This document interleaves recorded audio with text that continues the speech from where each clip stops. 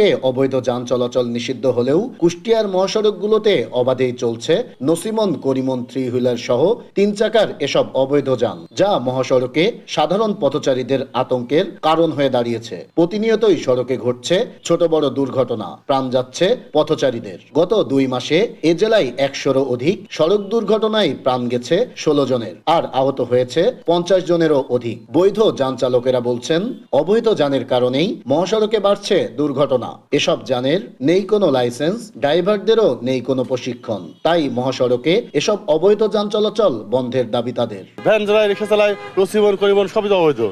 এদের কোনো লাইসেন্স নাই, কিছু নাই, খুব হাতে কলমে ট্রেনিংও নাই। এদের কোনো লাইসেন্স নাই। এটা এদের চলাতে আমাদের যে দুর্ঘটনা ঘটে 12 না ওদের কারণে হয়। আমরা চাই যে ওগুলো মহাসড়কে অন্তত না চলা।